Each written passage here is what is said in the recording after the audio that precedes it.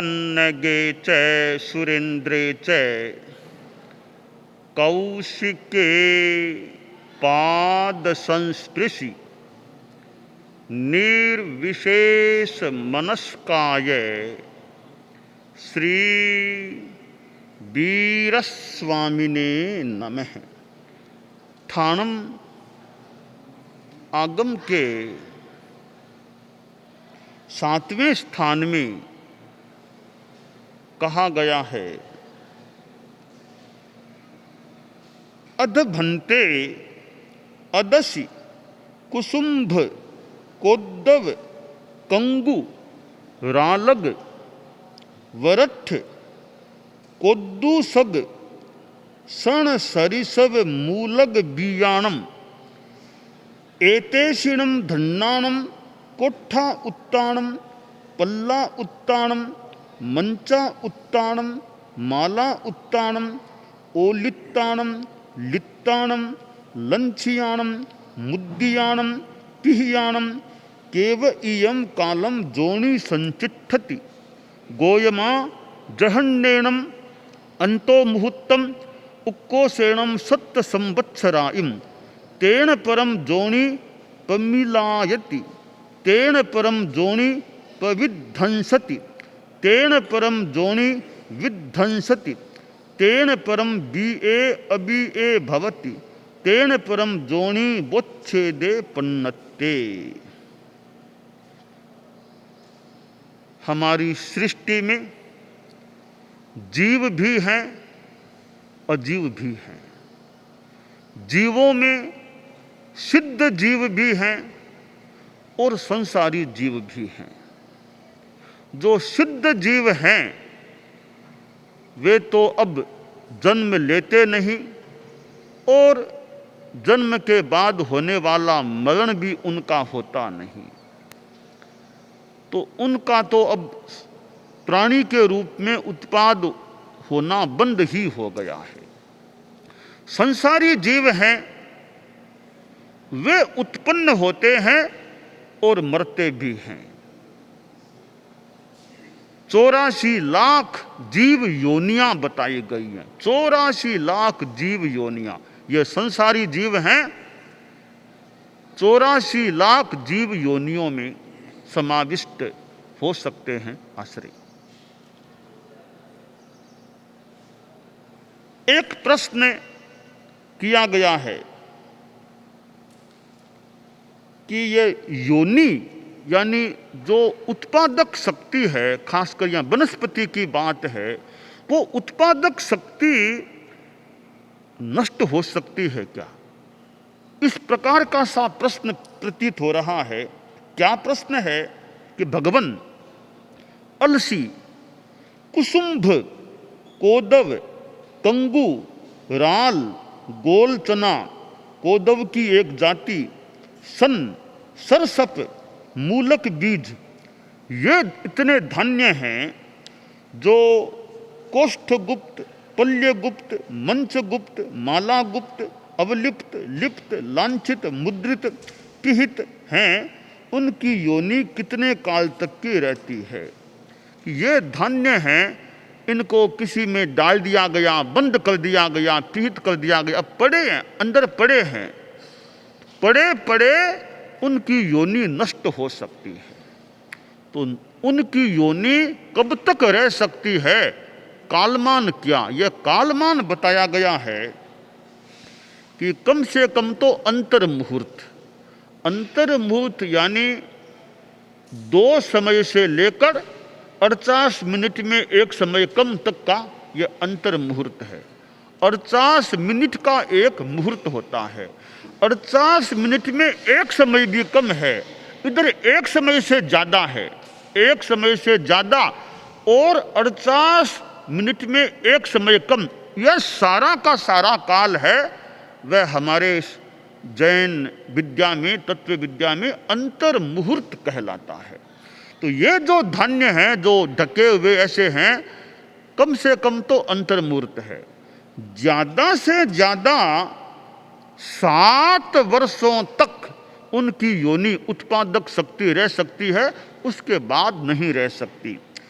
उसके बाद योनि म्लान हो जाती है, प्रविध्वस्त हो जाती है, विध्वस्त हो जाती है, बीज अबीज हो जाता है और योनि का विच्छेद हो जाता है। उन धान्यों की उत्पादक शक्ति 7 वर्षों के बाद रह ही नहीं सकती, पहले भी नष्ट हो सकती है। ज़्यादा से ज़्यादा रहे तो 7 वर्षों तक ये धान्य जो अंदर पिहित हैं, ढके हुए ऐसे हैं, लिप्त हैं, वे अंतर्मुहूर्त कम से कम ज़्यादा से ज़्यादा 7 वर्ष तक उत्पादक शक्ति वाले रह सकते हैं, उसके बाद नहीं रह सकते। तो हमारी सृष्टि में जो जीव जगत है उसकी क्या क्या व्यवस्थाएं हैं, इसकी अनेक बातें हमें आगम वाङ्मय में मिलती है। तो ये भी एक योनि की बात है। योनि का विच्छेद कब हो सकता है? तो 7 वर्षों के बाद तो अवश्य ही इनकी योनि, 7 वर्षों से ज़्यादा इन धान्यों की योनि नहीं रह सकती। यह बात इस सूत्र में बताई गई है। योनि का विच्छेद होता है, प्राणी खुद भी नष्ट हो जाता है, बड़ा बड़ा प्राणी भी नष्ट हो जाता है, उसका भी मानो विनाश हो जाता है। तो ऐसी स्थिति में हमें क्या करना चाहिए कि जीवन का भी एक दिन समापन होता है और हमें तो मानव जीवन प्राप्त है। तो मानव जीवन एक सुंदर अवसर है, इसका हमें लाभ उठाने का प्रयास करना चाहिए। इस मौके को अवांछनीय रूप में खोना नहीं चाहिए। कैसे? 2 मित्र थे, दोनों में अच्छी दोस्ती थी। दोनों ही पहले तो आर्थिक दृष्टि से ठीक थे, बाद में कोई स्थिति आई, दोनों ही करीब करीब निर्धन बन गए। परिवार का भरण पोषण भी मुश्किल हो गया। दोनों बड़े चिंतातुर हो गए कि यह क्या स्थिति आ गई। इतनी निर्धनता है कि बच्चे रोते हैं घर में, बापू रोटी, बापू रोटी। रोटी कहाँ से लाएं? सोचा क्या करें। एक बोला, रे मैंने बचपन में सुना था, माँ कहा करती थी कि हमारे यहाँ वो 20 कोस आगे कोई देवी का मंदिर है, आशापूर्णा देवी का मंदिर है। देवी बड़ी दयालु है, कृपा कर देती है, कईयों पर तो वरदान दे देती है, समस्या का विनाश कर देती है, समाधान कर देती है। तो माँ मेरी कहा करती थी, तो देखिए उस मंदिर में जाके कोई समाधान हो जाए तो। और मुझे माँ की बात पर भरोसा भी है कि माँ ने कहा था। कहा ठीक, अब दोनों चले, मंदिर में चले। एक दिन दोनों मित्र वो 20 कोस आगे जो आशापूर्णा देवी का मंदिर था वहाँ गए। वो मित्र जिसने कहा था कि मेरी माँ ने कहा था, वो बोला कि मेरी माँ कहा करती थी कि ज़्यादा समस्या हो तो तेला करना चाहिए। एक तेला करके 3 दिन तक यही मंदिर में ही रहना चाहिए, पानी भी नहीं पीना। 24 तेला देवी का यह मंत्र, इसका पाठ जितना ज़्यादा से ज़्यादा देवी के मंत्र में लगा रहना चाहिए। नींद भी जितनी कम हो, खाना पीना तो है नहीं, ज़्यादा से ज़्यादा 3 दिनों तक देवी के इस मंत्र का जप करना चाहिए। यह मंत्र मुझे याद है, वो माँ ने बताया था। तो हम दोनों इसका पाठ करेंगे। केला पचक लिया, 3 दिन उस मंदिर के खाते ही हो गए। आवश्यक काम के सिवाय बस वहीं जप करना, कम से कम नींद लेना। 3 दिनों तक जप किया। तप और जप दोनों का योग हो गया। तप में भी तेज है, जप और साथ में जुड़ जाए तो और ज्यादा लाभ मिल सकता है। अच्छा जप हो और ज्यादा लाभ हो सकता है। तो तप और जप दोनों मिल गए। 3 दिन पूरे हुए, चौथे दिन का सूरज उगा और वह देवी साक्षात आ गई। दोनों बैठे थे मंदिर में, देवी साक्षात आ गई। दोनों ने हाथ जोड़े, जगदम्बे बड़ी कृपा की, हमको दर्शन दे दिए आपने। कहा बोलो क्यों आए हो, क्या चाहते हो, मुझे याद क्यों किया, क्या चाहते हो मेरे से? बोले जगदम्बे महानिर्धन हम हैं, कोई कृपा करो, निर्धनता को दूर कर दो। देवी ने थोड़ा सा ध्यान लगाया और सोचा कि दोनों में एक का तो समाधान हो सकता है, तो दूसरे का समाधान कठिन लग रहा है, फिर भी प्रयास तो कर लूं। तो कहा देखो, निर्धनता को दूर करना है, मैं तुमको यहां से विमान में बिठा करके उड़ा करके ले जाऊंगी। बहुत आगे रत्न द्वीप नाम का द्वीप है, वहां एक बगीचा आएगा, वहां तुमको छोड़ दूंगी और बगीचे में कहीं कहीं कहीं कहीं रत्न पड़े हैं, तुम खोज खोज के रत्नों को ले लेना, गरीबी दूर हो जाएगी। तो माता कृपा करो।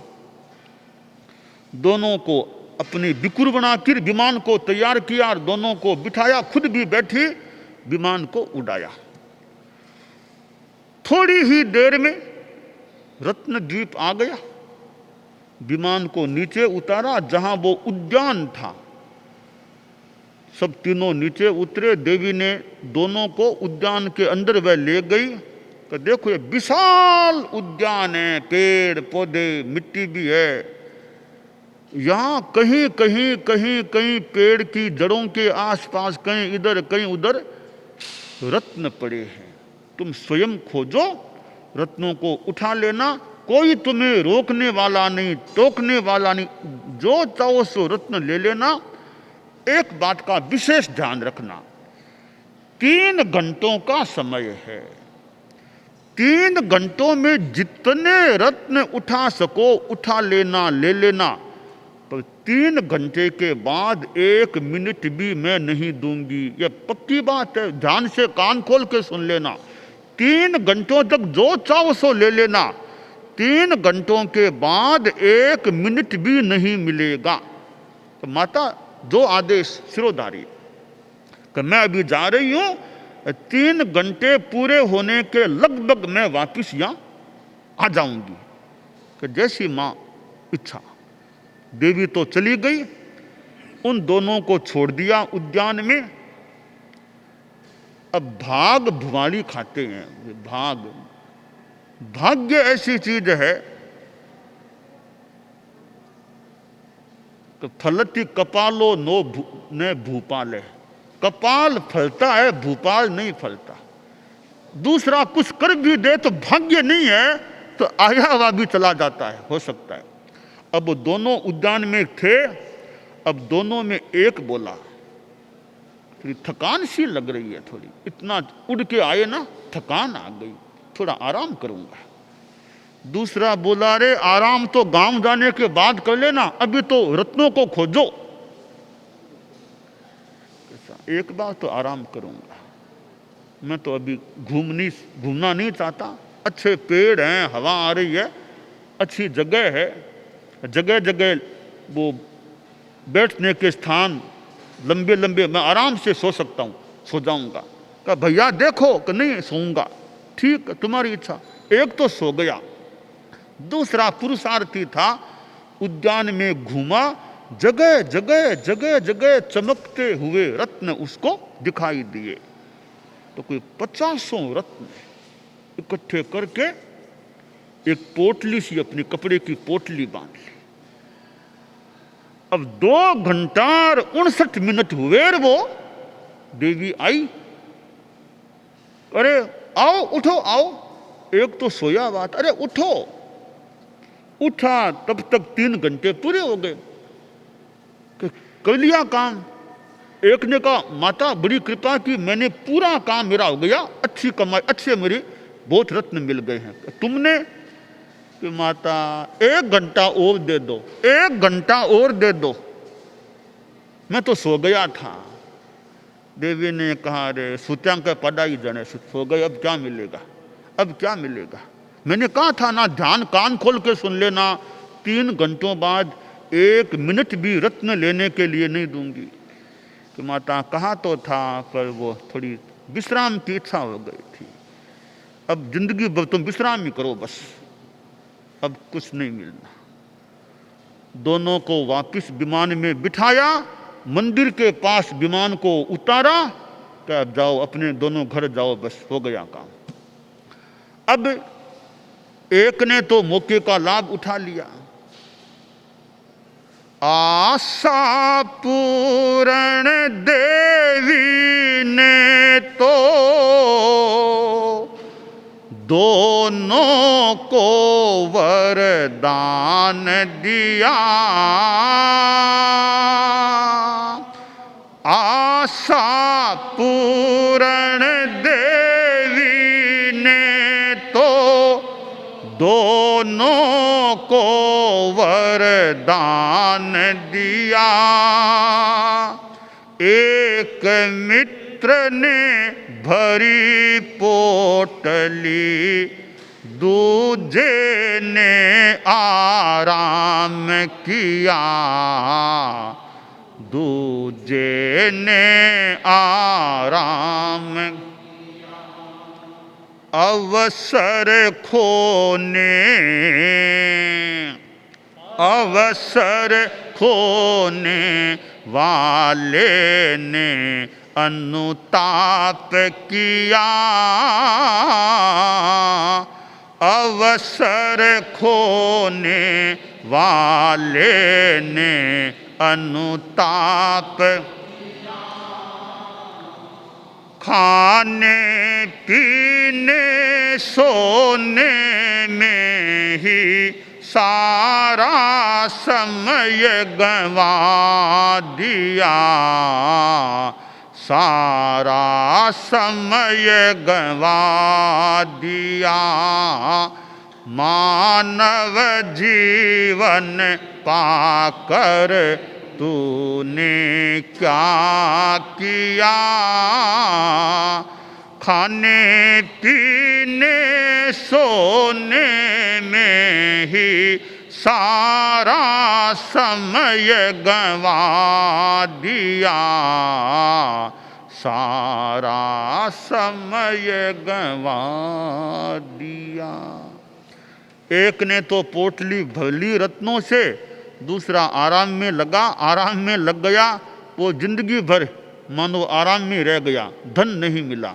एक को धन मिल गया, तो मौके पर पुरुषार्थ परिश्रम करना चाहिए, अच्छा पुरुषार्थ। तो हमें भी ये मानव जीवन मिला है। 3 घंटे देवी ने दिए थे, पूरा जीवन काल हो तो बचपन का मान लो 1 घंटा, एक समय, जवानी का मान लो दूसरा घंटा, दूसरा समय, बुढ़ापे का तीसरा घंटा मान लो। जैसे परीक्षा में विद्यार्थी को 3 घंटे मिलते हैं, 3 घंटे नींद ले ले तो 3 घंटे परीक्षा के, हमारी भी मानो परीक्षा के, जीवन की परीक्षा के 3 घंटे हैं। पहले घंटे में कुछ कर लो कर सको तो, मान लो नहीं किया, दूसरे घंटे में कर लो, मान लो चला गया तो तीसरे में तो कर लो, बुढ़ापे वाले में तो कुछ कर लो, तो कुछ तो भला हो जाए, कल्याण हो जाए। तो 3 घंटे कह दो, 3 वय कह दो, 3 समय कह दो, तो समय हमें मिलता है, उसका उपयोग करना चाहिए। तो ये योनि विध्वंस की बात है। तो उत्पादक शक्ति वनस्पति की है, धान्यों की है, वो अपने आप पड़े पड़े धान्य है, अंदर में पड़े पड़े धान्यों की भी जैसा शास्त्र में निर्देश है, उत्पादक शक्ति यानी योनि का विध्वंस हो सकता है। ये एक विधान व्यवस्था प्राणियों की बात शास्त्र में बताई गई है। तो हम यह ध्यान दें कि जीवन भी एक दिन विध्वंस को प्राप्त होता है। पुब्बिंग वा पच्छा वा ऊर्ध्व विध्वंसन धम्मे, यह शरीर है, पहले एक पश्चात विध्वंस धर्मा है, विनाशशील है। इस देह का, इस जीवन का लाभ उठाना चाहिए। लाभ ये उठाएं कि आगे भी एक दिन तो खैर देह नाश होना है, दुर्गति में न जाना पड़े, अच्छा क्रम रहे, आत्मा का कल्याण हो जाए, इस पर हमें ध्यान देना चाहिए।